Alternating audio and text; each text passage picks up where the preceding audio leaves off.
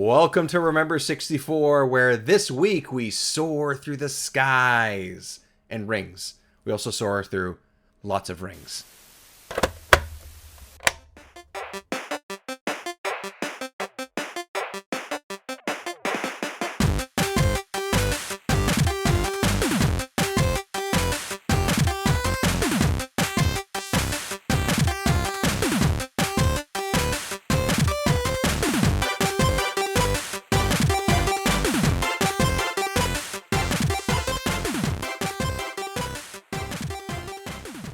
Welcome to the show, everyone.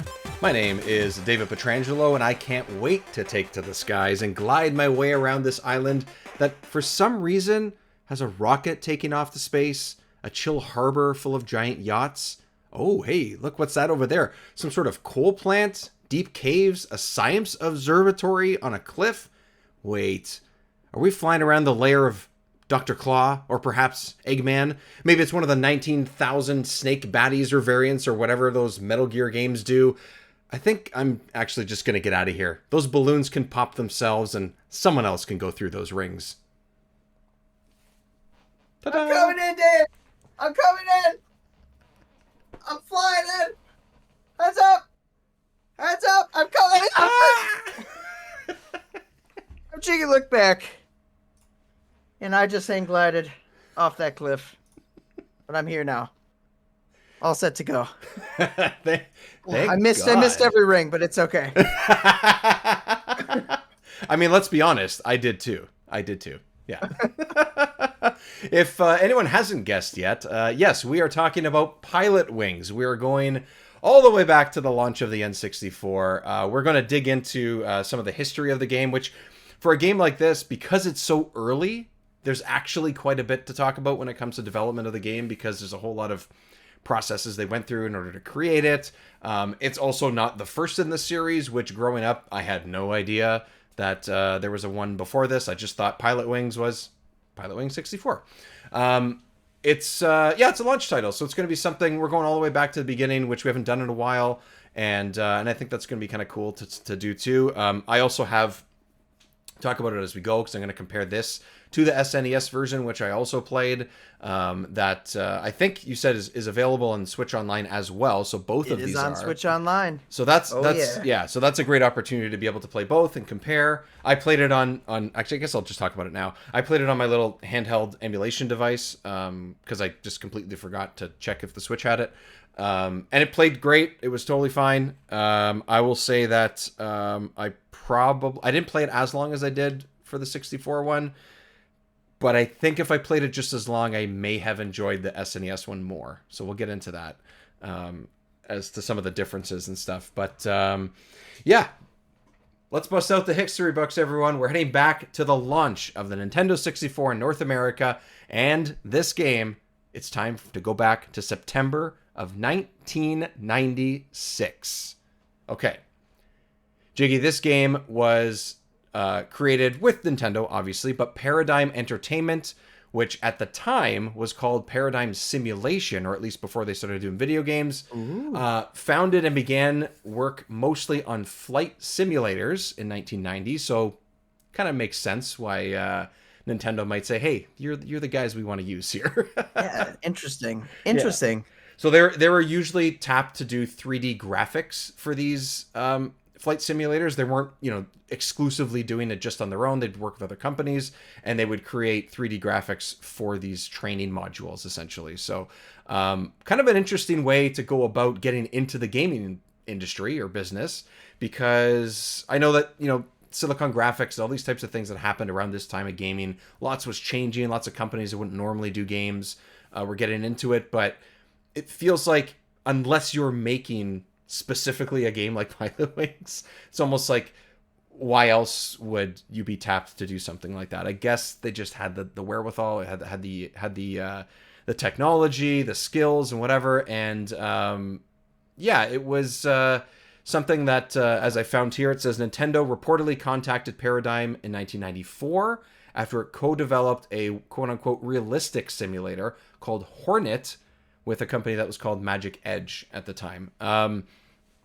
So they had some experience with Silicon Graphics and some connections. So that was being developed in and with the Nintendo 64 with the console. So it kind of made sense, I guess, that they went for it. And then they ended up announcing that this game was going to be, they said it was at the time, and it did end up being a launch title, but they said at E3 in 1995, which would be spring of 95, which would be about a year and a half before the console hit store shelves, that Pilot Wings 64 was going to be a launch title for the console. My question to you, Jiggy, is at this point, had you played this game before we decided to... No, you're shaking your head. No. Okay. All right. Nope. I had never played this game before. I really didn't even know what it was, to be honest. Okay. It's one of those N64 games that me as a kid, like I'd definitely seen it.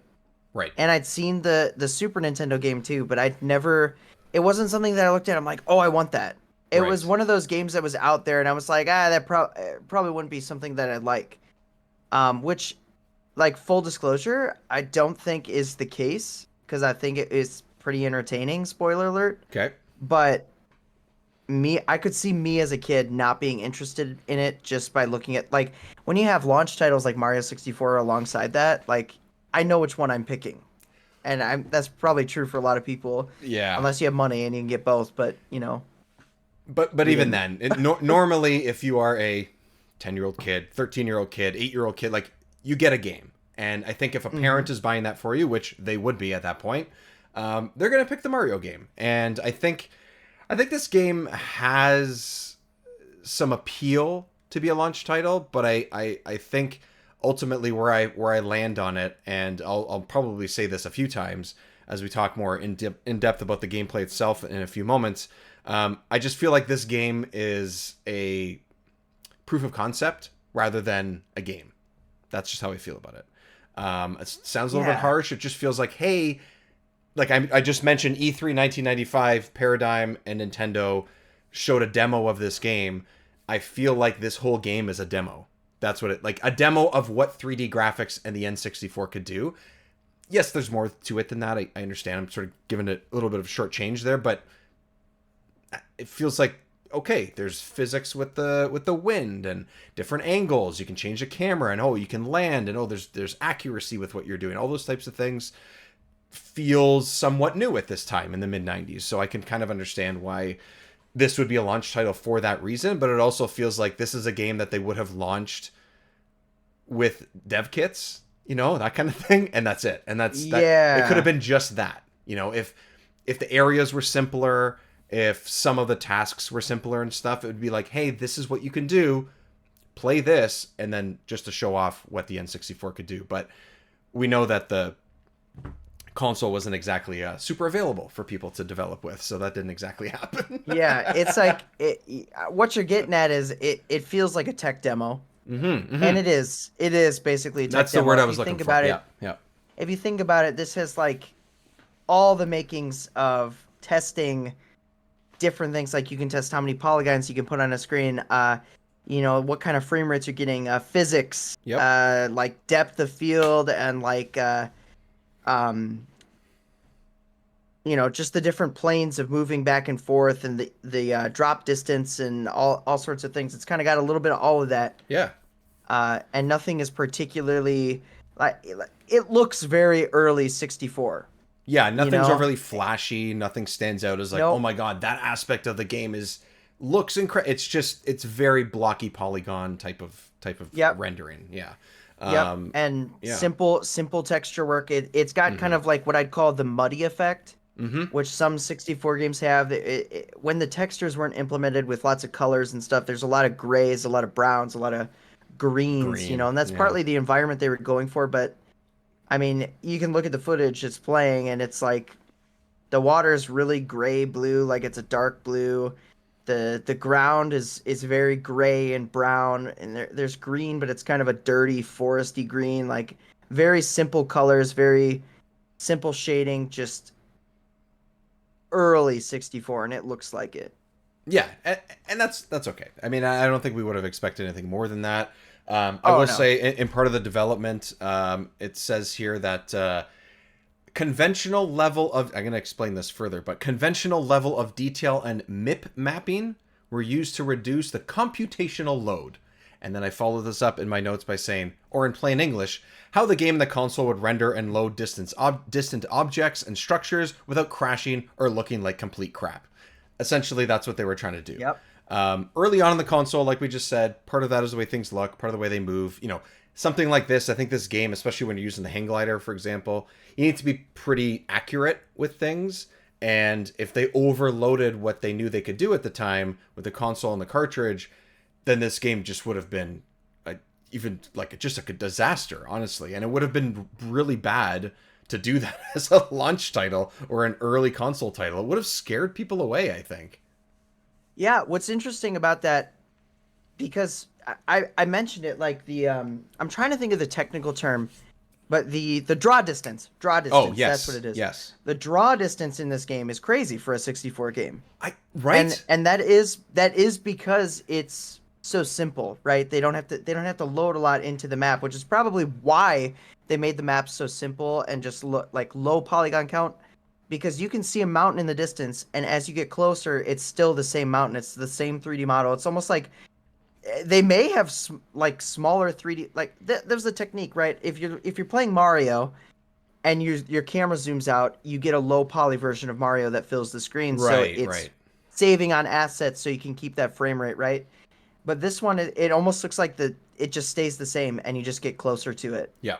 Yeah, which is kind of unheard of. That part's unheard of, and also sort of like the fog of war type of thing, which happens in a lot of games, and happened all the way through the life cycle of the 64 especially, but also in this generation, a little bit less so, but a little bit in the PlayStation as well. But that was a big thing that they had to do with 64, is create these foggy spots so that, you know, it didn't have to load as much until you got closer. And yeah, sure, some of the areas in this game do look simple. I mean, it is pretty much the same island all the way through, but I still think it was varied enough. I didn't find that I was bored with what you were flying around and with, which I was surprised. I thought honestly I'd be like, oh my god, I'm flying around an island again. Oh, there's the same building. Oh, there's the same rings. Because you have 3 different vehicles, all that stuff, I think it was mostly okay. So, yeah, and you get a variety of characters that essentially are just cosmetic. It's just colors. They're cosmetic. I don't think there's any other difference. No, there isn't. But I do love looking at this footage as it's playing here, like being in the hang glider, like their bodies are just rectangles. Dude, okay. It's so funny. It's so funny. So I should have mentioned this off the top. I'm so bad at this, man. You got to whip me into shape here. I keep forgetting to mention that we also have the video version of the podcast, and we are playing footage of the game. Right now we're looking at someone else's playthrough of it. They seem to be pretty good at it, which I don't understand how you could possibly do, especially this stage with the hang glider, without crashing every time. Dude, I did it. It took a lot of practice. Well, yes, it takes multiple tries. This person did it like twice. But yeah, if you want to see sort of some of the stuff that we were referencing, video version on Remember 64 on the YouTube channel. But yeah, I think it's so funny when you look at the body in the hang glider. It's like the body's like a tube. It just looked like they're just it's a tube. It looks like a bug. It looks like a grasshopper. That's what it looked like to me. The body of a grasshopper. Yes, it's. What do they call the bottom part of a grasshopper? Is it like the thorax or something? Oh yeah, like yes. You know what I'm talking about? Yep. The thorax. Yep. Sure. Biology. I don't know. Guys, science. I don't know if anyone knew this, but when you come to this show, you're also going to get some science knowledge. Yes, science. We're scientists. We're scientists. Putting in the man hours to give you precisely what you need. Step Brothers. Gotta get you around the island and everything. Yeah. I'm gonna throw out a useless fact because I really want to talk about this because this is totally unrelated.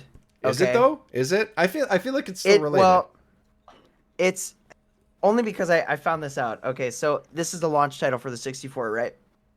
And so this is a launch title along with Mario 64, and then in Japan, we don't talk about the European release because they had a lot more games. I'm gonna butcher the name here. Yeah. So in Japan they had Saikyo Habu Shogi, it's just a shogi 64 game. And here's the useless fact: not related to Pilot Wings, but I just think it's so cool. The sequel to that launch title, which is another Shogi game, is the only 64 game that had online functionality. Yes, there was a 64 game that had online functionality. It had a modem port on the back of the cartridge that you could plug in. What? Yeah, crazy. I know. Oh, I mean, I know we can't really explore that because it definitely wouldn't work anymore, but I wish we could Oh try yeah, the that. servers are down. I But wish we could I try just think that. that's so cool. Like you never think that the 64 had any online functionality, but they did play around with it with one game, Oh, which just that's blows my so. mind. What year was that? Does it say what year was that? Like 99 or 98 or something? 98. 98. So that's pretty crazy. I mean, that look. Yes, there was dial-up internet at that time. You know, in certain areas, it was reliable. Probably not in most places. But the fact that they were like, you know what, this cartridge can barely load anything further than 10 feet in front of your Star Wars character without having fog in front of them. You know, we're gonna try and do this thing online. Yeah, just the fact that they had the foresight that online was going to be a thing, very Anything. helpful. You know, yeah, Yeah. just anything. It's so cool. Yeah, But so yeah, Xbox had back to Pilot nothing. Wings. Screw Xbox. Xbox didn't know what they were talking. Nintendo not figured this out, but Nintendo tried Oh this please, way before Dreamcast. Xbox Live or Dreamcast beat Dreamcast. Xbox to the punch. That's I mean, true. Xbox may have been the definitive kind of first online service that really excelled More everything. But full-fledged service, I guess. Yeah. yeah, but I mean, if you think about it, even the Sega Genesis had some online functionality, and it was I don't know if you knew this, but the Genesis there was I'm trying to think of the game. I think it was Sonic related, Mm. but you could plug in to like your cable your cable feed and it would download at super slow speeds, basically like DLC that you could play. It was like, but it was only at certain times. It was like you had to catch it in this window, like on September the 4th, Oh, between 8 and 9 p.m., you can download this to your console and play it. You know, and it was like you had to be tethered in. It was awful, but it was like just so cool. I love quirky stuff like that. I'm it's great. Like to like you said, the sort of the foresight and trying to be able to like figure that stuff out so early is really interesting. Especially when you say like Genesis. Like I mean, that's even a few years before this, at least. Like at least 3-4 years before, which at that time internet was not readily available to the vast majority of the public that would own these games and these consoles and stuff, right? So, okay, so let's talk about the game itself or experience sort of playing the game. I asked you if you played before. Before that, though, I just want to mention that Paradigm Entertainment, this rang a bell with me because if anyone hasn't listened yet, but just a couple episodes ago, if you look on your podcast feed, if you haven't listened yet, Duck Dodgers starring Daffy Duck was also created by the same company, which I know that we have a different opinion on that game. But they had their hands on that. I did not enjoy that game. I thought it was just not worth your time. I am going back to that game myself. I'm Okay. gonna go on my YouTube channel and I'm gonna analyze it at some point and see if it holds up or if I'm just like totally blinded by nostalgia. But I loved that game, Hey, so I'm gonna.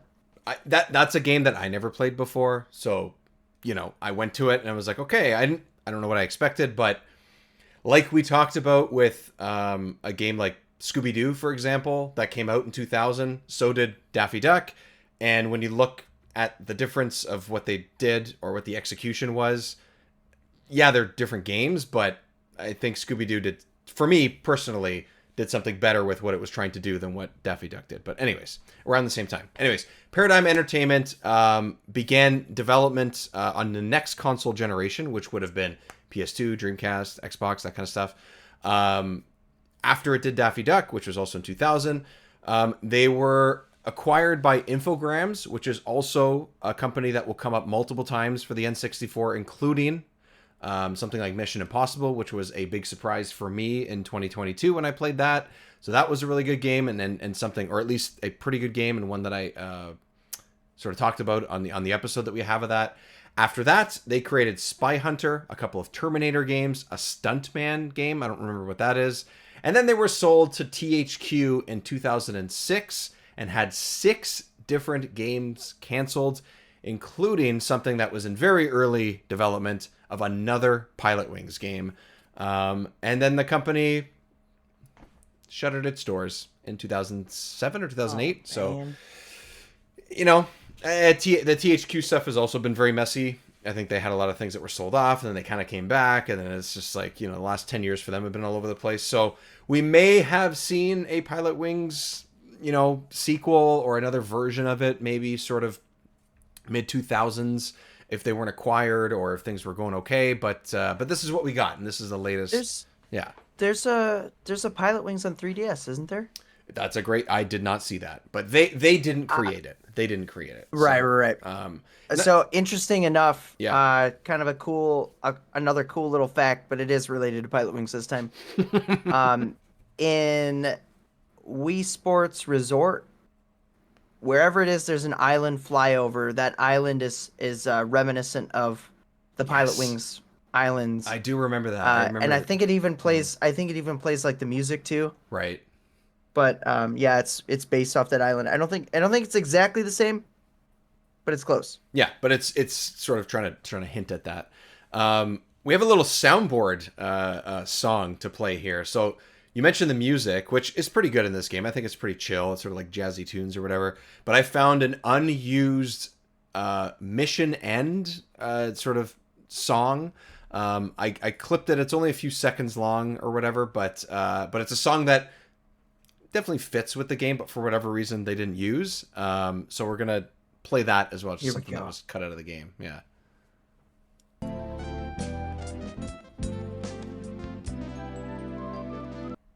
So it cuts off. It cuts off so early. It runs for another 5 seconds of like ding, ding, the little chimes at the end or the piano or whatever that is. Smooth jazzy kind of smooth jazzy, which is thing. This game is very smooth jazzy. That's what it's kind of going for the most part. So we're going to talk about the game itself. I just want to tease ahead that at the end of our discussion about the game and us playing it, we have some nerd question of the day answers that I asked the listeners and people on social media to respond to. And the question was, if there was a video game based vehicle that you would want to fly, what would it be? So we have a handful of questions, a handful of answers for that. So stay tuned in the next little bit. Once we are finished talking about the game, we'll call out your name and we'll talk about your choices. A couple of shared answers as well, but some interesting ones too. So, okay, Jiggy, I've been talking enough. You said you hadn't played this game before. What'd you think? I thought it was pretty fun, actually. I was pleasantly surprised because, like I said, it's not a game that I would have been interested in as a kid. And it's not something that I'd sit there and I'd play and I'd feel like I need to beat it and unlock everything. Mm-hmm. But it is a fun time to just get in and play and just fly around and experiment. The thing that I really loved was experimenting with the different vehicles. Yeah, right. So you get the hang glider, you get the helicopter, and you get the jetpack. Yeah. And there's just something, they all handle differently, and it's kind of fun to do all three. I don't think I had a particular favorite. I mean, I might actually say that the hang glider might be my favorite, which I feel like is probably most least favorite. Yeah. But it gave me like a sense of challenge. Yeah. And it's very reminiscent of I think you said this in the last game, the Batman Arkham games, but just how you dive and you kind of flip back out, and I love building momentum like that. I think it's super cool. Right. A lot of fun, and that mechanic is still being used in games. I think Spider-Man 2 just came out. I mean, the physics aren't that much different than Pilot Wings in that regard. You even have the air vents that you got to hit. That's true. You do have that. Yeah. Like Spider-Man 2 took a lot of cues from Pilot Wings. And lots of rings to go through too when you're using your wings, your spider wings or whatever they call it. I can't remember what they call it. Yeah. Exactly. But overall, I had a lot of fun. I didn't complete every challenge. I didn't do all that, but I did play for a couple hours, and I enjoyed my time with it. Yeah, I thought it was really, really quirky and fun. And it's quirky. It's got some personality to it, despite the fact that, like you said, the characters are pretty much just skins. Like everything Hmm. kind of they're all the same. They just sound a little bit different. Is Oh, really but all it Dave, is. they have personalities. Oh Did you yes, not see the I manual? did not. I left that up to you, sir. You mentioned that there was a manual that talked about each individual. There are 6 of them. Please educate me on So, who these people are. okay, so they do have different stats, evidently. Come on. And they aren't, I didn't even realize that till I just like looked at the others. I have the manual with their personalities brought up, and I looked to the right, and then I realized they have different stats. So before we get into the stats, we'll talk about their personality stuff, their sort of traits or whatever it says. Um, Hmm. Before we get into the stats, because that might affect how we played the game. Was there a Yeah. go-to character that you picked, or did you cycle around? Uh, I did cycle around, Okay, but I found myself going back to Hawk quite a bit. that's the big guy, right? I think. He's the big guy, Yeah, and I think I just liked the way his ship looked because it was like yellow. yeah. So I went for like the colors and whatever. I picked mostly the female characters. The one in the bottom right, I can't remember what her name was, and the one in the middle, which I think is the one that you see in the video now, that had like the sort of pink outfit or whatever. Yeah. I was like, sure, I'll pick them, and I pretty much just played as 3 characters, and that's it. But mostly those 2. But let's learn about these lovely people. Okay. So you got Lark, okay? He's small but very courageous. He moves fast but is affected by wind because of his small size. Okay, So he's kind of like an edgy, like he's like the he looks poster. he He's like looks the poster child of this game. He's like the he's the main poster character. child. He definitely looks like your kind of rowdy 12-year-old. He looks like a little kid. He may have his ear pierced. I honestly can't tell. He just looks rambunctious with his sideways hat. Very Fresh Prince of Bel-Air. You know, early 90s. And then we got Kiwi, who is kind of reminiscent of Princess Daisy. She kind of has like a yellow outfit and like kind of the orange hair, Hmm. and pigtails. And she says, Kiwi is not afraid to get her hands dirty. However, she's small, like Lark, and easily affected by wind. That's all Crazy. she gets. So that affects. Oh, man, that's crazy that would actually like make a difference with how I had no idea. And that's the thing I didn't. about playing these games, like whether it's like I played this on Switch. I didn't play it on my EverDrive or Yeah. anything. Um, I think that it controlled pretty well on Switch. I think it worked. I played it. Did I play it only on hand? I actually just played this on handheld. This and the original. I just played in a handheld version. Looked good. Played fine. I don't love the way the Switch feels. Long term. Certain games, the Switch in my hands just it hurts my hands. But in this, it worked. I thought Hmm. it was totally fine, and you can definitely play this game in short stints. And if I would have known that stats were different or characters were different, maybe I would have. I don't know. Maybe I would have done a little bit better sometimes. Yeah. Well, let's see here. Goose is one cool pilot, a self-proclaimed expert. There's not a vehicle he says he can't handle. Ibis. I'm assuming Ibis. It looks like I was saying Iris, ibis but in my. with a B. Yes, that's exactly what I was thinking. Yeah. Actually, when I was saying it in my Small and head. calm, Ibis sometimes make mistakes because she gets too confident. Here we go, my boy, Hawk. Hawk looks tough, but he's a pussycat. Whoa, that's what it says. Come on. That's He's what not it's. very fast because of his size, but he's not affected by wind either. Oh my Dude, god. that's hilarious. actually So what he's it- actually the slowest. Couldn't they just say like he's big and tough, but he's a softie He's a- or something? Like he's a nice He's guy. a pussycat.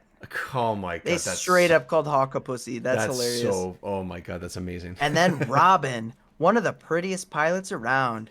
Nothing bothers Robin like Hawk.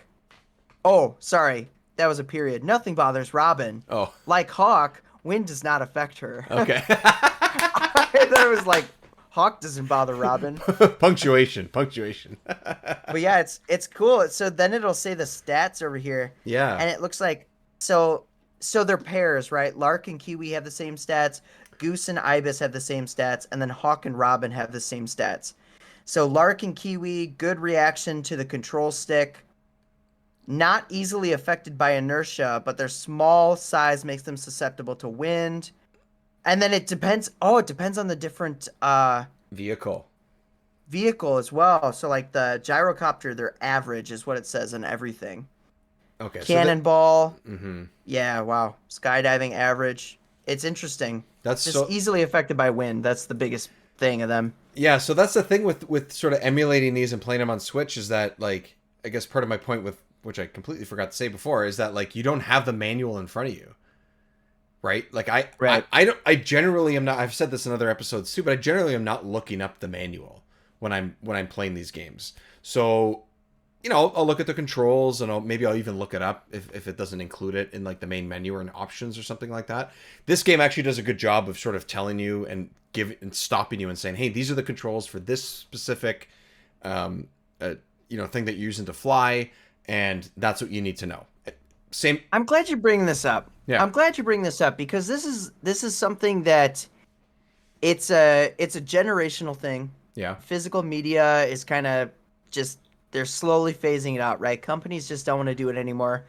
But you don't see a lot of manuals anymore, even in the physical media. If you open up a game, you don't have a manual anymore. And no, that's something I've always loved. I love when they put their own spin on it. They put the lore of like the yeah, characters and stuff yeah. that you can read in. And obviously it doesn't really matter with games ultimately in the end, but there's a couple Switch games out there that they give you a small manual, and I prize those. Like they're so much fun.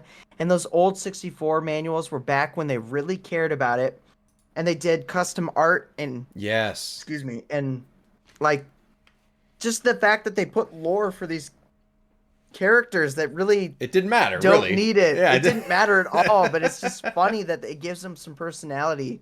And if you're reading that, it's just it adds a little something to the game, that it Yeah, wouldn't have it really does, otherwise. and it feels like I mean, maybe at the time it didn't because everyone was doing it, but now it feels like if you pick up physical copy of a game, like an old one, let's say, and it comes with the manual, they're gonna like quote unquote charge you more when you buy it online, all that kind of shit for like collecting and all that kind of stuff, which I understand. It's sort of like a complete thing, but I have a copy of Super Mario Kart, like the original one, with the Mhm. manual, and it actually like is tells you what each item does. It gives you an example of how to go around corners properly. It tells you, it explains each stage, and it has a place. This is something I remember from manuals that I don't think I ever really used because I actually didn't want to do this, but a place that you can write notes where you can like Yeah, basically give yeah. yourself like little, tips or something like that, things that you can remember. Like, I know you don't need a place to write notes anymore. You can do it in your phone in 2 seconds. You can talk to your phone in 2 seconds. But those types of things will never be there anymore. Even if they still had manuals, let's say every game still did for the last decade, which is kind of the time period where it's been slowing down. The notes part would not exist. It still would be taken out. That would be the first thing that they would get rid of because they would figure, well, no Yeah, one needs it, right? absolutely. So the fact that like even in digital form in this game, when you start up every single challenge, every single stage, you can just go and remind yourself, like what I did with this game, because I played it over the course of off and on for a couple weeks, I would say. I played for an hour here. Okay, put it down. Okay, I'll play for half an hour now. I'll put it down. Like that kind of thing, which is kind of, I think, a good thing in this game that you can actually do that. And I'd have to Oh remind yeah. myself what the controls were. And I was like, great, cool, I got it. I don't have to go look it up online. It's right there in the menu before you start, no matter what thing you're using to fly, no matter what character you are, what level you're doing, it's right there. And, maybe that's just an early thing that they were just like, we have to tell people how to use 3D flying controls because this game is such an early 3D game. But I think that was kind of cool. So I enjoyed that. I wanna talk about. I'm gonna directly reference what we're seeing on the screen right now. So please, if you want to see, because the description's not going to do it any justice, but if you want to see what I'm talking about and why this was potentially my favorite stage or my favorite idea, It's pretty cool. was when you were using, was it gyrocopter? Is that what it's called? Yeah, the gyrocopter. Gyrocopter shoots rockets because, of course, it shoots rockets, I guess, because it's a Why plane. not? Yeah, it basically controls very similar to a plane. It was, I think, to me, the easiest to control because it was the most familiar. But one of the tasks later on, or about halfway through the sort of stages that you play, is you have to shoot these rockets at this robot that is running around this town, I guess, and throwing rocks at you. and it has this really funky face that has like this weird mustache and like mohawk looking hair, and it is the most odd choice of what this thing looks like that I've ever seen for a robot. Just make it a blocky bunch of squares that look like an old school robot. What I thought when it said shoot the rockets at the robot was it was going to look like the robot from Intergalactic, music video from the Beastie Boys. That's what I was expecting. Just squares. Just walking around, knocking over these buildings, whatever. But no, it's a guy with black boots, a funky mustache and mohawk, and just runs in circles and throws rocks at you. And it is the funniest, stupidest thing I've ever seen. And it's somehow... It's quirky. It's so... Oh my god, it's so funny. It's hilarious. I liked it because the controls felt the most comfortable for me with the gyrocopter. But also, I just think it was the most ridiculous thing I've ever seen. And it gives you a different goal, right? That's true. Yes. You're doing something different than the most part. The game, you're just kind of flying around through rings. You're trying to land and get the best score, right? Yeah. But this gives you slightly different mechanics, and it's fun to do that. It's so random. And just for the record, I'm not meowing at Dave. If you can hear, that's my cat. She jumped on my lap, and she is meowing. So video form, anybody who checks out the YouTube video, here's my cat. Her name is Thea. Hello. And she's fat and loud and talks to me. Love her, though. But I just wanted to, just disclaimer. Just in case. Not that Dave isn't someone you could meow at. That wasn't what I was doing. Worse things have been slung towards me, so it's all meow. Good. Meow. That's me. That's the different. Meow. Okay, so let sort of there was oh my god, and now the robot in the water. I forgot about that. Look at that mustache. Look at it. Like what is He's this? He's so goofy. He looks like Nigel Thornberry. Just like as a robot. Oh my god. It totally does. Smashing. It totally does. Oh my god. Oh, and this guy crashed in the water, which I also did multiple times. Okay, so yeah, you mentioned that it changes things up. Because for the most part, what you're trying to do is you're trying to get a series of points in order to get your certification, which is the same thing they do in the original game. You're trying to land a certain way, but really, you're trying to fly through rings. I sort of referenced this at the front of the episode. You're flying through these different rings for the most part, is what you're doing, and it's time based. Think Superman 64, but fun. Oh, we'll get to that one. That's for sure. I am very curious about re-exploring that game because it's been probably whatever year that came out. I'm sure I rented it once or twice, but I don't remember. Sure. I don't remember what the experience was at the time. I beat that game. Did you really? Oh, I didn't know like anyone ever did. I thought everybody just gave up after a while. I never gave up. I don't quit, and I don't run, and I will be Hokage. Believe it. There you go. 2 episodes Life in a row. I know. I was like, I'm gonna throw this in again. Do it. Yeah. So I said this earlier. I think that the whole ring thing. I don't know what else. I don't know what the solution is. I don't know what else you do with this. But the whole like flying through rings and stuff, multiple times with multiple vehicles, felt like, okay, I know I'm shooting Mr. Thornberry here every once in a while, but the ring thing was like, can I do something else? Like, can I please? And you said you liked the glider. When the glider showed up in the last 2 difficulty spots, like the last 2 sort of certification ones, I completed one of them, and I think I just barely did. But I was like, Jesus, can I maybe part of it's the characters, and I didn't notice that they were that different. But every time I went left or right and made like a small mistake or something, I was all over the place. I could not get back in control once I lost control. So it might be the difficulty thing. Maybe that's what it is. Maybe I'm just not very good at it. Maybe it's playing on Switch. Maybe playing on the actual N64 controller would have... I don't know. I will say that playing as different characters, I didn't notice that they play different either. I had no idea until I just read that. Thank you for backing me up on my lack of knowledge. Yeah, it didn't feel like if obviously they have differences. It's saying for a fact they have differences, but they must be like pretty minor, like generally speaking. Mm-hmm. I don't know, and obviously it depends on what vehicle you have too. So the differences are different depending on the vehicle. Yeah. Well, But which is I good just to like the have, hang but glider. It gives me that sense, especially that one that we saw it earlier where you dive down the winter snowy mountain. oh yeah, like the You're like cliff. flying down Yeah, it and yeah, then you like shoot back up. I just think that was pretty cool. I yeah. just like it. Well, in some ways, stages like that, which is slightly earlier in the game, kind of teaches you in some ways on how to do that. That you can Hmm. actually dive straight down and then pull yourself up, and now you got momentum and your height and whatever. Yeah. Again, very early on in 3D, very early on in the console cycle, literally launch. So this game was put together over the course of like a year and a half, all that kind of stuff. So I think largely it does work. I think it's just the dated controls and the dated feel of things. I don't necessarily hold it against it. I just sort of hold it against it.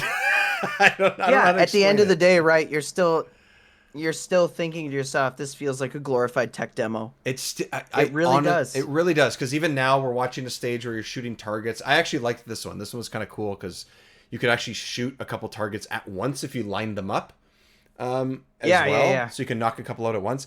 This one was, okay, sure. Instead of flying through rings, you're shooting floating targets. Fine, fair enough, right? But it was enough to do something a little bit different. Maybe I just like, again, maybe just the controls with the gyrocopter, the helicopter thing felt better to me. It was more the glider that frustrated me more than anything. And I think when it got too complex, I found it like if I did not do a perfect run, I I could not. I had to start over. And I think if they tried to do something a little bit less complex later on with that specific vehicle, it would have been better. But yeah, it's still, yes, you're shooting targets. Yes, you're shooting a robot, but it still felt like this. Yeah, this was a N64 demo for people to get excited for. And And I don't know. it's not often that I have to point this kind of thing out, but I don't know what the measurement is in Canada. It's probably kilometers per Yep, hour. yep. Yep. So we're miles per hour in the US. So just the kilometers, I don't know what that means. I'm trying to So translate that in relation to 100 kilometers an hour is 60 miles an hour, or like 61 miles an hour. Is that's the translation? So okay. yeah. I acknowledge that the miles per hour is weirder. Like Oh, it feels it's a like strictly American thing. Yeah. yeah. It's so weird how we do that. But it's bizarre. It's like when I play. I'm gonna throw out another game out there, Phasmophobia, Yep. because you can use a thermometer and you can do the temperature, and Celsius. it's set to Celsius, and you can set it to Fahrenheit, which I love that I can change it. Mm-hmm. Mm-hmm. But like you think about it, Celsius, you go to 0, that's freezing, right? Yes. And Anything then below zero is freezing. Yeah. but then it's like in Fahrenheit, it's 32 degrees is Yeah. freezing. The And it's like but it's like one of them is definitely makes more sense. But like I can't wrap my head around not having 32 degrees being freezing. You know what I mean? So then I have to like translate it in my head.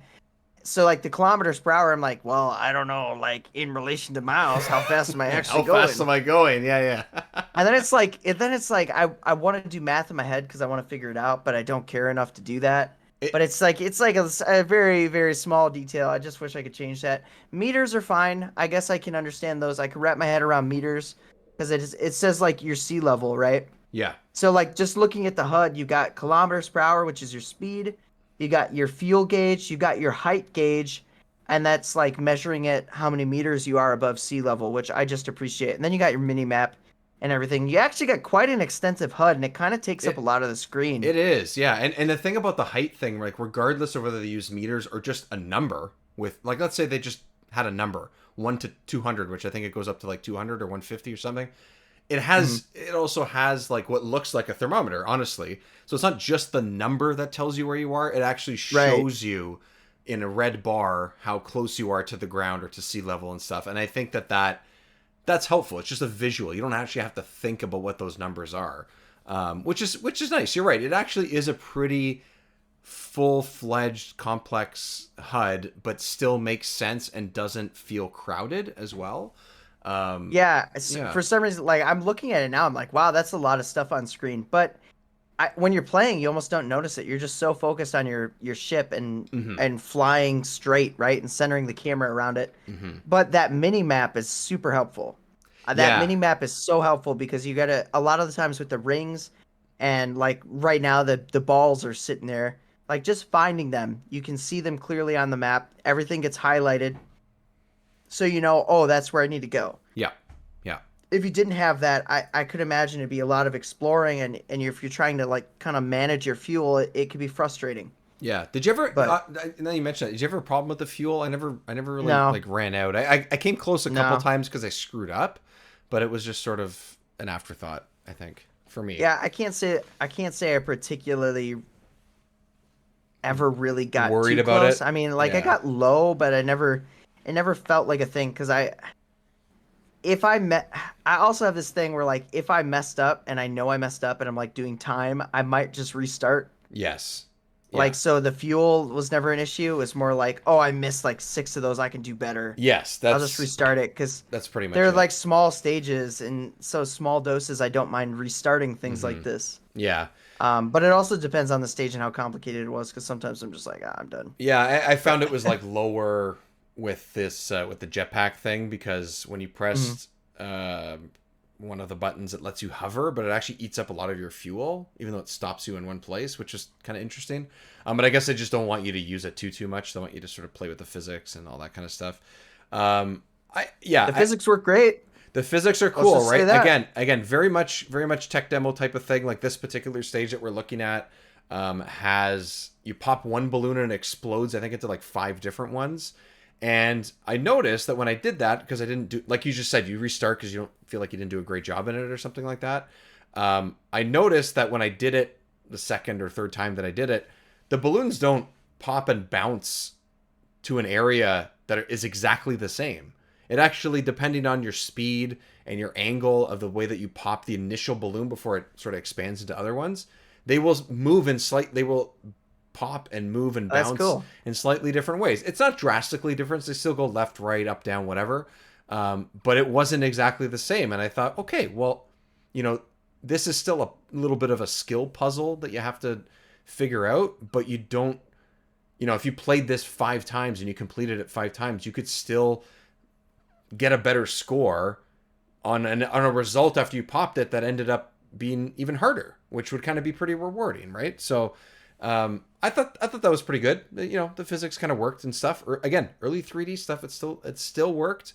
Um, I just kept going back to like, okay, this is just. It felt like it was lacking a little bit of something. Whereas when I played the SNES version, which was like a couple days after I put this one down, it didn't feel that way, and it actually felt pretty. Like felt like what they were doing in the original one was pretty advanced for the time. Whereas with this one, yes, it was technically advanced because it was like a very early 3D one, but Hmm. it didn't feel as impressive, which is really odd to say because it was a launch title for a very early I 3D game. I I see what you're saying. I think the thing about the SNES game is it's 3D too, right? It's Yeah, it's 3D yeah. and that feels very impressive on that hardware. I actually thought it was a Super FX chip game like Star Fox, only to find out it wasn't. In fact, I think I looked up. Wasn't that a launch title for the SNES? The Pilot The Wings? original Pilot Wings? Oh, I didn't Yeah, even I I didn't think even it was check also a that. launch title. Oh, I could be wrong on that, but I thought I read I'll look that. it up. I'll look it up. So the fact that Yeah, it was 3D, right. I mean, mind blowing, right? But 1990, shortly yeah, after the launch. So kind of similar to like when Shadows of the Empire came out for 64 a couple months later, a month later or whatever. little bit later, Yeah, but similar idea. So basically yeah, in basically that launch. window, very early Yeah. SNES game, Yeah, and launch window. to have it in 3D, very impressive. Yes. Probably functioned very similar. They were pushing the hardware, and they were like, let's put this out there. Yeah. I think the reason why the 64 one seems less impressive is because we were moving into 3D anyways, especially being launched alongside something like Mario 64. Whereas I feel the visuals in this game weren't what made it shine. Yeah. It was the physics. It was the like, look at what we can do. We can make this with the joystick and everything. It feels like you're actually like a flight simulator, as opposed to, Yeah. Which is why they tapped the Mario team to make 64. it. That was Yeah. a story and an experience and kind of a, An adventure game, and this is sort of yeah. A flight This is adventure. arcadey. It's yeah. Oh no, it could definitely be this game could be in the arcade. They would make a fortune. Yeah, You'd have to restart so many times. It's an arcade game at a time where we were just introduced to really like story driven, these massive, like, people were expecting one thing, and it's a fun little, this I could see this, like, people get launch titles, right? There wasn't many games at launch. Everyone's getting Mario 64. Yes. People pick this up because it's the only other game available, and then it's like a multiplayer experience, right? Otherwise, I wouldn't see this selling as well as it did if it wasn't a launch title. Yeah, so it sold 500,000 copies within a year, which is not, or just under a year, which is not a ton, but it's not like there was 700 million like Mario titles or 700 million consoles available. So it still did pretty well. But yeah, like, I think you're going to get Mario, and then you're going to like wait for Mario Kart, or you're going to wait for Star Wars. Like those things are going to keep, and Mario 64 obviously had enough to keep you busy as well. So unless you pick this up within the first month or two, you're maybe going to get it, a little later, because let's be honest, the first year of the 64 didn't have a ton of games. It was still pretty light. They were good, but it was still pretty light, right? So that's actually a good little sort of, it's always great to point out the segues, but this is a good segue into the fact that I have a Nintendo Power magazine that has is volume 87, which if anyone did not tune into our live stream of Scooby-Doo in October, this is one of the issues that I'm actually mailing out to someone who won the copy of this. But this is August of 1996. So this would have released, let's say, about 5 to 6 weeks before this game launched and the console launched, somewhere around there, right? And not only does this specific Nintendo Power have a sort of like preview / like tease of the Japanese launch of the N64. Oh man. But it also has a pull-out poster, which I have in a copy of mine, of Pilot Wings. Whoa! With the characters sick. on it. And if anyone's watching the video version, you can see it says the flight ETA is September 30th, 1996 from Nintendo and for the N64. And it's actually pretty good shape. So the individual that won this is going to get a pretty damn cool looking thing. And then that's a pretty cool poster. At the back, there's actually a Pilot Wings contest. So that's like the splash page of it there. Man, Hawk looks so cool. Hawk is right up front. He is the man at the moment. So he is the man. So the grand prize is a trip. But he's a pussy. But it's apparently, and like also look at like his hang gliders, like actually wings, which is clearly not like Hawk he wings. He is the Pilot Wing. He is the wing in Pilot Wings. Yes. He is the pilot with wings. So the trip that you could win in this is actually pretty cool. It's just around the U.S., but still lots of cool stuff. A trip for 4 to one of the famous landmarks featured in Pilot Wings 64. So my quick little blurb at the beginning, I mentioned, there's a rocket taking off and there's boats and whatever. One of these 5 locations you'd win a trip to: Mount Rushmore, Cape Canaveral, which is where they launched rockets from, Washington, D.C., so you go to the Capitol, or you go to the White House, Hollywood, or apparently Seattle. Not a specific spot, but just Seattle. Seattle. Which is where Nintendo was based out of and stuff, so I think maybe that's probably part of it. So, if anyone is listening to this and won one of these prizes, let us know how it was. How was Mount Rushmore or Seattle in 1996? I feel like if someone gets in contact with us and they were the winner of said contest, I feel like I'm gonna give you something. Yeah. Like I like Yeah, that. That honestly. is like you tell us the story because that Please. is amazing. Yeah, it's so you have to send it in no later than September 1st of 1996 and receive it. They have to receive it at about September 15th. So that means that, yeah, this would have come out in August. They would have given everybody about a month to send it in. And there's also secondary prizes, including a T-shirt and that's of Nintendo Power and a copy of the game as well. So, you know what?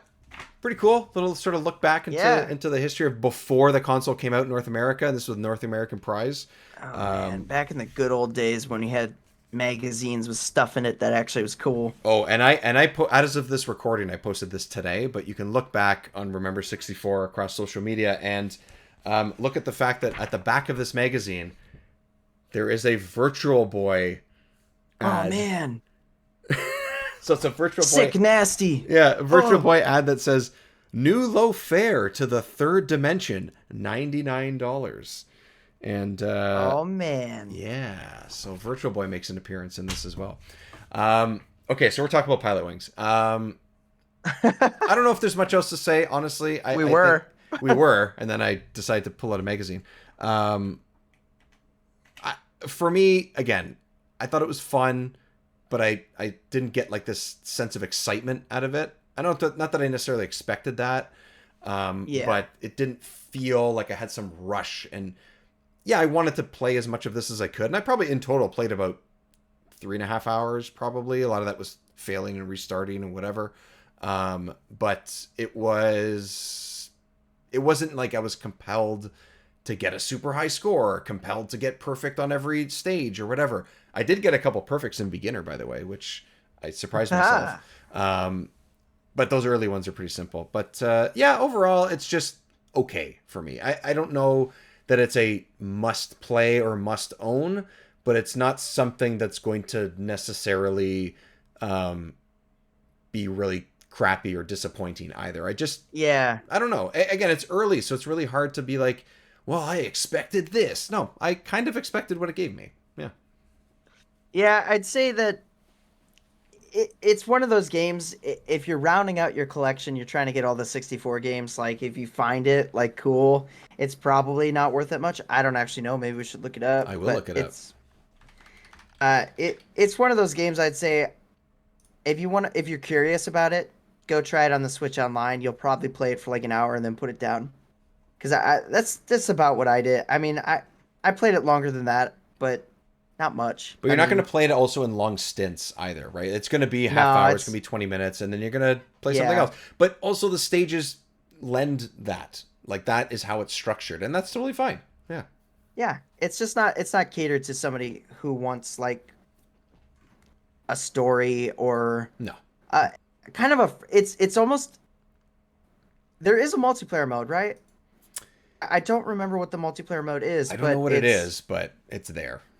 there's something. It's another game that I feel like would be something fun to play with friends if you're like couch co-op, you're looking for something to play. Yeah. Like try this, try it on Switch Online and just Try to beat each have other's some fun with it. score or something. Yeah, you'll Yeah. probably laugh. You'll probably do stupid stuff and Yeah. laugh about it, but it's not something that if you play it by yourself, you're going to be like, "Okay, play it for like half hour to an hour and be That done with happened. it." But Yeah. you might be enticed to go a little bit further if you play it with friends. I think And I so. feel like maybe that's the draw of this game versus like Mario 64 as a launch title. Hmm. If you can play multiplayer, which I'm going to look up actually right now because So yeah, I so feel you do like I'm that, and talking on my I butt. looked up sort of what the game would generally go for, a physical copy of the game. It's cheap, I think, because they probably made so many of these. If you just get the cartridge itself, it's anywhere between 15 to $25 is what I'm seeing. Quick search online, not crazy. Yeah, I think if it, like you said, I think if it rounds out your collection, sure, go get it. But if you haven't played it yet at all, or haven't played either of these, the SNES version or this one, try them online, and then if you wanted to round out your collections, you'll probably get them for pretty cheap. So, or at least the 64 version you will. So yeah, Yeah. And so this is actually single player, which is hilarious to me. I, But at the same time, I still could see it being multiplayer, like you're competing against your friend's time. yeah, Like your score, it's yeah, yeah, it's multiplayer still. Like it has this draw to me where I can envision the multiplayer. It's just like competing against your You just pass like the time controller trials. over. That's all. Like you Yeah. pass the controller over and you try and beat it. If you beat your friend's score by 1 point, you win. Like, and that's fun and that's Yes. exciting, right? So I think that's totally fine. Um, yeah, it's an okay game.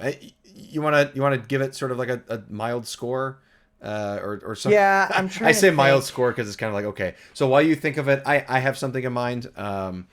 Last Okay. episode we kind of pondered sort of Scooby Doo's sort of balance of the charm and the whatever and all those types of things. This is kind of the same to me. It has some personality, has some ups and downs to it. Mostly it's middle of the road type of thing, but there's not a lot of excitement there. So for me, it's a little bit lower than like what a mid-level game would be. So I'm gonna give this probably another 5, which doesn't feel great, but Okay. I don't think it's a complete failure. Again, there's just not a ton of depth to it, and I just don't get like a huge sense of excitement out of it. And that's probably why. Yeah. Yeah, I was kind of thinking in the same ballpark. I was initially like the number that popped in my head was a 6, Mm-hmm. but I was thinking about it. I'm like, I really like gameplay wise it plays well. But there's not much substance to it. Yeah. So I Yeah. I had to drop it down. I'm gonna say it's about a 5.5 for Okay. me. I'm gonna give it a little bit higher just because I feel like it does work. Mm-hmm. But like it's by no means a bad game. Like I'm not deterring people from playing it. It's just there's not a lot there. There's Yeah. not a lot there. Yeah. Exactly. Okay, so Pilot Wings. People check it out if you're interested. Again, if you have Switch Online, like the expansion pass on Switch Online, won't hurt you to play either of them. I think it's actually fun to experiment and play both and just see the differences and similarities because there are some similarities, interestingly enough. Hmm. But to round out the episode and round out our Pilot Wings coverage, I teased it before. Nerd question of the day was if there was a video game vehicle that you wanted to drive or fly or just take control of, what would that be? Oh, Um, what's yours, Dave? You should say yours before anybody else. Ooh, I should say mine before anybody else. So I was trying to narrow this down. It's a little bit of, I don't know. I was gonna say it's a Star Wars vehicle because I'm a huge Star Wars fan, but honestly, if it was strictly video games, it would probably be one of the carts in Super Mario Kart, like probably like the original carts, because they all are just like essentially. I always thought they sounded like lawnmowers. They're like really fast lawnmowers that pick up coins and shells. Yeah. So I'm gonna go with that because I love that game. It's my favorite Mario Kart game, and I just love that one cart could be used by everybody. Yeah. To be fair, it looks like it would be a good time. Yes, Like yes, I could see yeah, that being just a blast to drive around, and go-karts themselves are fun. So yes, I can only imagine a Mario Kart go-kart. This is right, just faster and better. right. I uh I think personally I would say so my initial thought was a Warp Star from Kirby. Oh I'm yeah, like that would be super cool, but then I thought about it and I was like, yeah, well, I'm a person and flying through space that would suck. And then I was like, well, the compromise is an R-wing from Star Fox, right? So that's what I had to go with. An R-wing from Star Fox, I think that would be you can fly it slow, you can go down, you can go low to the ground, you can fly under what? You can't fly underwater, but you can fly you can glide. like You you can. can glide on top of the water, and I Yeah. think that's cool. And then you can shoot out into space. Yep. I Versatile. just think that has some, but yeah, it just seems cool, and it could go really fast too. Yes, 100%. And both of those answers, the star and R wing were popular answers as well. So let's go back and forth. I'm going to start with the first one. I don't know if you have it pulled up in front of you or not, but I'll start with the first one. This one actually Yes. came up a couple times as well. DG and Gwent Champ, both on sorry, Gwent Champ on Blue Sky and DG on Twitter both said, "Is it Epic or Epoch? I think it's Epic, the time traveling vehicle from Chrono Trigger," which is really awesome. I mean, like that is something that is just an epic, advanced sort of like really cool idea implemented in an amazing way in an amazing game.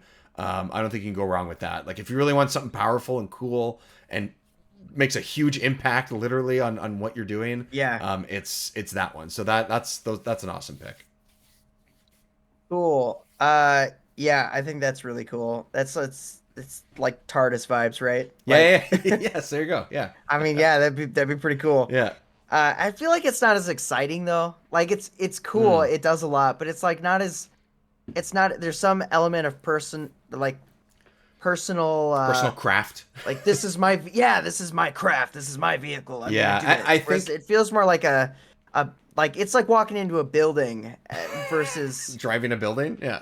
drive. Yeah, you know, it just doesn't feel the same. I think Which I part of it I think is like the fact that it's from Chrono Trigger as well. I think that that plays yeah into some of that choice or choices similar to that, because that's such an epic, incredible game. So it means a lot to people.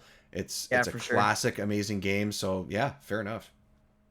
You got Josh Wise on Blue Sky and a novel console on Twitter, aka X. No, it's Twitter. R Wing from Star Fox. R I Wing from Star agree. Fox. There you go. R Wing from Star Fox. Absolutely. Also, Rare Warrington on Jiggy's Discord, by the way, Word. also said the R Wing, and also mentioned Slave One, which is the which Yeah. is quote unquote previous name of Boba Fett's ship. It's the Slave One. But yeah, R Yeah, if Wing we're got talking mentioned a about few times. Yeah. if we're talking about Star Wars and had to relate it to video games, I always thought that Episode One Pod Racer, like having one of those Yes. pods, would be Yes. so much fun. Yeah. I agree. Although I'm not gonna lie, it's scary as crap too. At the same time, Yeah. like I don't know if I'd actually want to do it. I'd probably like go like if I had a big open desert and I could just floor it and just let it go really fast, and then I'd stop and I'd get out and be like, "That was fun. I'm done." You know, just no racing, no blowing it up, please. Yeah. Please. I Please. don't Just have the force. I don't no. need it. Well, as far as you know, you I'd don't be have it. like You haven't Jar tried Jar it though. Binks. I'd be flopping all over the place. Yeah. But Have the one secretly that a starts Sith Lord. spinning, like when you knock out the one side and you start spinning, like that one. And the guy does that.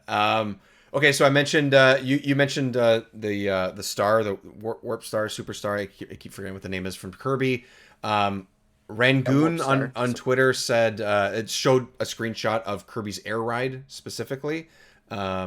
But I think it's just like generally that's probably what they're going That for. So well, the thing about Kirby Air Ride is there's like a billion different warp stars that you can go. mm, Like you get different stars to ride on. So right.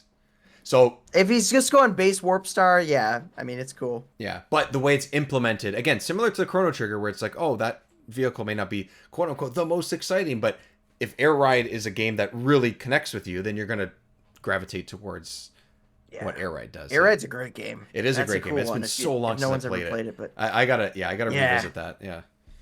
that would be if they remastered that or something, released it on Switch and had an online mode, that game would be a hit. Oh my god. That's what it needed to just Down. be huge. Yeah. It's so competitive. Yeah. Like me and my friends when we play Kirby Air Ride, we're not friends anymore.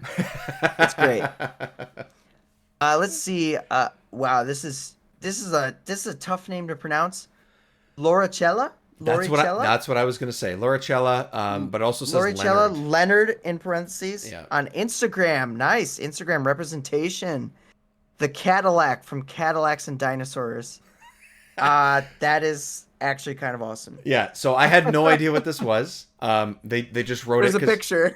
I copied a picture into our document because I was like, what is this? It is such a 90s arcade looking like couple of stages. It's a beat 'em up. It's very much like a Streets of Rage type of idea. And then you have a couple of like they ride in on this Cadillac apparently at the beginning of the game, and it's just sort of part of something that their characters or whatever. And there's some stages instead of being like in Battletoads, instead of being on like the speeder bike things that they have, you're kind of in a Cadillac as well. Again, Leonard, Loricella, if you're hearing this and you realize like, oh no, that's not how it is, let us know. I'm interested in playing this game because these types of beat 'em ups in like the early and mid 90s, I love these types of games. X-Men, Simpsons, Yeah. Ninja Turtles. But These any games game are called amazing. Cadillacs and Dinosaurs Yeah. has to be a gem. Yeah, It has to exactly. be a gem. Yeah, I totally want to play that. yeah, I'm gonna round this out because Random Flying Computer, yeah.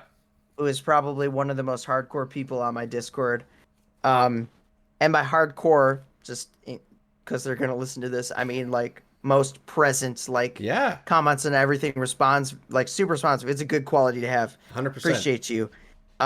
They said myself, which I'm assuming is a nod to a Random Flying Computer, which is their So they want Which to is their ride a Discord random handle. flying Yeah. computer. Yeah. It's like a little computer with a cartoon face, and then it's got a little copter on top. It's a great little So avatar. It's an awesome little yeah, avatar. It it's pretty really funny. is. I haven't actually said that in the Discord at all, but it actually is a great little a character.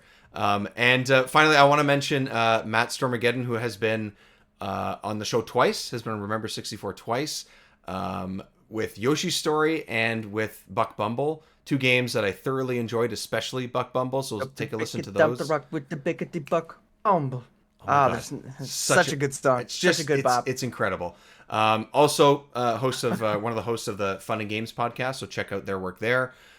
Matt is just an awesome guest, awesome podcaster, so check out their stuff. But they said, which is something that they've covered in detail, Mass Effect, but the Normandy SR2 from Mass Effect is something that has a huge, emotional aspect to those games because it is such a big part of what the Mass Effect series is, and those games are excellent and they're great RPGs. So I wanted to give Matt Stormageddon a little bit of a shout out because great guest, great podcaster, and great choice. Another vehicle and going to space. Speaking of the R-Wing, go to space. Mm-hmm.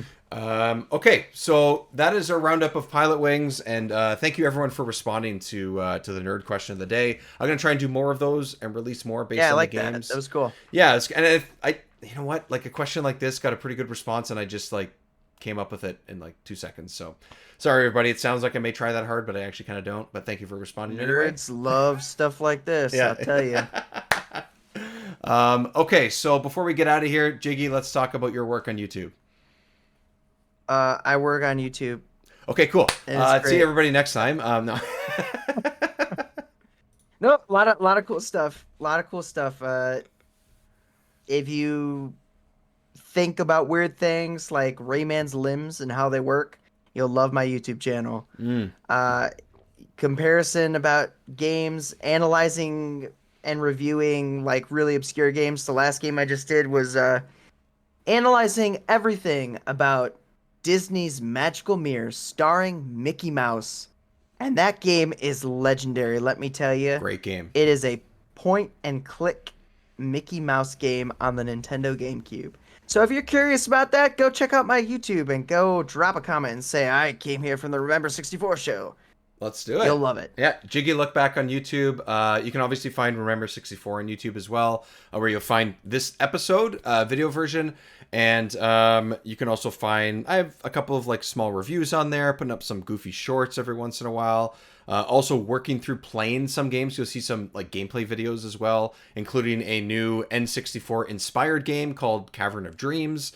I'm doing, instead of doing live streams, which I kind of have a hard time finding time for, I'm playing through that game, but also doing commentary and playing with my camera on. You kind of see me play it and comment on it and stuff like that. So I'll have that out in chunks, probably in about like 3, maybe 4 episodes or something. So it'll be Not to say that you don't do live streams though, because you have. I have. It's just harder it's to just do. you gotta watch for them. You Yeah. just gotta watch for them. Yeah, we got to plan for it. I personally have to plan for it more than probably some people that have extra time for and stuff. Life gets in the way of the good stuff, man. Life gets in the way of the good stuff. So I would just say shout out all the socials. You know, we both have Instagram, we both have Twitter, Blue Sky, Yep. Whatever else. whatever the heck Tic-tac, else exists. TikTok, whatever the kids are using these days, we got them all. Exactly. The show will be Remember 64 Show, and for you it'll be Jiggy Look Back, all the same across the board, so you can find us all across the social medias there. Oh, tell them about the Patreon. And then on the Patreon, exactly, on the Patreon, for just $1 a month, you can get every episode early. You can get video versions of the episodes early. And then you can also get sort of the playthroughs as well. So like Cavern of Dreams, for example, those episodes have been and will be going up early. And a way to support the show and expand it and help us do more cool stuff. So patreon.com/Remember64 Show. Yeah. I think we also talked about putting maybe a few kind of smaller exclusive content videos. Exactly. Just for Patreon. So if you want to see everything, you'll definitely want to become a patron. And it's cool. And you can do it for as little as $1. Like, yes. Come on. $1 And what's interesting too is like some of the stuff, like for example the videos. Let's say it's up early. Once it gets launched, Patreon has a thing. I'm starting to try to figure out exactly how it's all set up. Patreon has a thing where you can actually post free stuff now. It's not just behind paywalls. Like it'll actually allow you to post shorts and things like that for free to access stuff. So you don't have to ignore it and be like, I don't want to give them $1. That's fine. You don't have to. There will still be stuff posted for free as well. So it is a place to find extra content, even if you're not like subscribed in that way. But please do, because we love you as an audience and want to keep the good stuff rolling and expand the show further. And $1 a month. Yeah. I'll also add in there that we have Discord. We have it's my Jiggy Look Back Discord server. Join it. There is a whole Remember 64 channel where we have Talk About 64, where people just that's what we do. We chat about 64 games. You'll see questions like that. People post memes. We share our collections, all that jazz. It's super fun to get involved and join these communities. It's a Jiggy Look Back Remember 64 community. Like, they're the same. Yeah, they're the same community. One and the same. It's one and the same. It might say Jiggy Look Back, but it's also Remember 64. We've really kind of merged everything, and it's fun. It's awesome. Fun, and yeah, I it's been really great. Yeah, exactly. So check all that stuff out, everybody. And that's pretty much it. That'll do it for this episode of Remember 64. Thank you very much for joining us, whether it's video or audio form. We will talk to you or see you next time. Goodbye.